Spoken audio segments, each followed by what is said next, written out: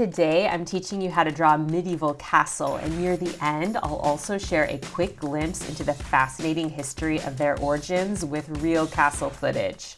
Start with a straight line that will be the bottom edge of your castle. Next, I'm adding a round door. Now, adding a tower on the left and a tower on the right. Feel free to pause anytime you need more time to draw. Next, I'm adding a shorter tower on the far right and a shorter tower on the far left. For more dimensionality, I'm adding a rounded edge on the bottom of the towers. Then going back and erasing the pencil marks I no longer need. For the top of the towers, I'm using a rounded edge that bends upwards. My two tall towers will have a fan shape at the top. The shorter towers will have that fan shape with a pointy spire on top. Now repeating this on the other side. This horizontal line marks off the top of the gatehouse or barbican, which is the main entrance. These lines are the top edge of the outer wall. Another line here marks off the top edge of an inner wall. The tallest tower of a castle is called the keep, and that's what this tower is here. I'm adding lines that start at the door and fan outwards. This will be the drawbridge. And now for a straight line across the end. I'm drawing an anchor here. This straight line is the rope that connects the edge of the drawbridge to the entrance wall so that the drawbridge can be raised when the castle is under attack. Starting here, I'm adding a wavy line, which is the moat surrounding the castle. Castles were often surrounded by water to provide protection against invading enemies.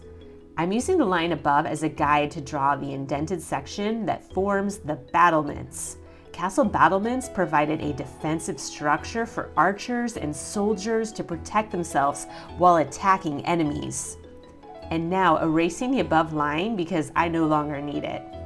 I'm adding a couple more battlements over here on the left and again on the right. I'm using this curved line to guide the shape of the battlements that I draw, then erasing the lines that I no longer need. I'm repeating the same process on the right. This is totally optional, but I'm also adding some battlements at the base of the spire on the right and repeating this over on the left, then adding a few more battlements on the keep. I'm happy with how these look, so I'm going to go ahead and erase the upper line. Try not to worry too much if your battlements aren't perfectly spaced apart or are slightly different sizes. You'll want to use light pencil marks when you draw them though, because if you're like me, you might want to go back and redraw them or adjust the size like I'm doing here. Now, just adding a few more battlements along the front gates. You don't need to add battlements to every wall like I'm doing, but try including them in at least a few places because they look great and really make your castle feel more authentic. Now I'm adding some wavy flags at the top of the spires. Next up, I'm going to draw something scary hiding in the water. But first, here's a quick background on castles that will help you appreciate the awe and splendor of the fabulous drawing that you're making. Castles are fortified defensive structures which serve as homes for nobility. They were designed to keep out invading enemies and served as symbols of power and prestige. The earliest castles were built in France, England, and Germany during the Middle Ages around the 9th and 10th centuries. The Carolingian Empire had recently collapsed, resulting in more war and instability in these regions. For this reason, local leaders needed the extra protection and defense that castles could provide. In Europe alone, it's estimated that there are tens of thousands of castles still standing today. We're back, and did you guess what scary thing I'm drawing in the moat? It's a crocodile. Crocodiles can be a bit complex, so rather than breaking it down for you here, I'm going to offer a few simple designs, and you can pause if you see one that you like and want to copy. And there will be one more crocodile peeking out of the water over here. Consider adding some wavy bushes or background foliage like I'm doing here. Now adding a few large stones, another bush, and a couple more stones. This is the hint of a pathway that leads out from the drawbridge. If you have space in the background, try adding a tree like I'm doing here. I also decided to change up the bushes on the left because I wasn't liking them. I'm adding the silhouette of a dragon in the sky. Take a moment to brainstorm other fun details you might want to include to make your castle unique. I've also added another dragon on the right. I'm adding stones to frame the doorway. Take a moment to think about what materials your castle is built from and consider details to reflect this. Next, I'll show you how to add windows, but first, if you're new to my channel, please support me by subscribing and be sure to check out all of the other amazing art videos, art lessons, and art tutorials on my channel, Rainbow Parrot Art. I decided to add tiny decorative battlements at the top of the entrance. I'm adding a few stones to highlight the material these walls are built from, and drawing windows onto the towers. I'm adding bars for added security and structural support, and then repeating that over here on the left. Now adding a few openings to the keep. These openings are either windows or arrow slits. Arrow slits were specifically designed for archers to fire arrows at enemies while remaining protected. Now I'm adding more stones, again to enhance the character and authenticity of the castle. I couldn't resist adding one more crocodile over here. Now that I finished drawing, I'll share a few pro tips for coloring your castle. These are tips my students often overlook and they will take your drawing to the next level.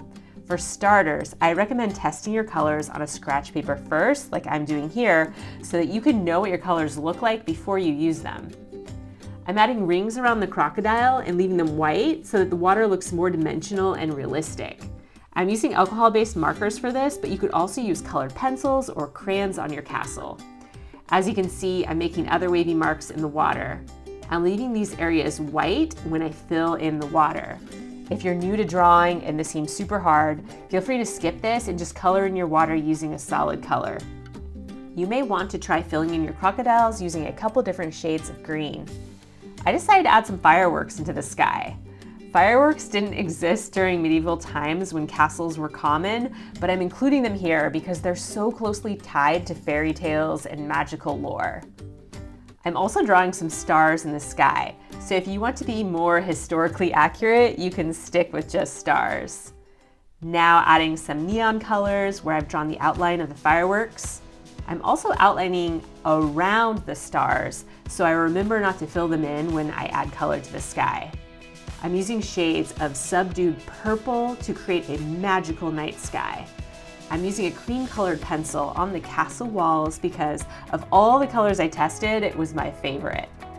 To create more of a dreamy, foggy effect, I added green around the edge of the moat, and then I'm having it fade into a soft, hazy purple color that matches the sky. I'm using a few different gray tones on the rocks, starting with dark on the bottom and then fading into a lighter gray. If this feels like too much work, feel free to just color in your rocks with a solid color of your choice. I'm using a French gray tone on the towers and using a slightly darker color on the edges to create more depth. Again, feel free to just use one solid color here if that's easier. I'm using a darker color to fill in the stones. The arrow slits on the towers are going to be black, but I want to make it look like lights are on inside the windows, so I'm filling them in with a bright yellow and then adding a bit of shadow. The top section of the towers are going to be gold, but you can use whatever colors you like. And I'm using pink on the spires.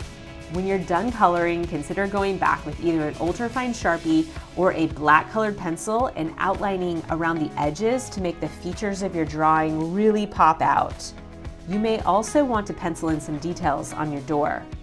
I had a hard time coloring around all the different stars and fireworks in the sky, so if you want to make this part easier, consider just adding a few stars or even no stars at all to your background. It's totally up to you. I hope you're thrilled with how your castle turns out. Up next, you're going to love watching this super fun tutorial I made that shows you how to draw the Taj Mahal. So be sure to check it out.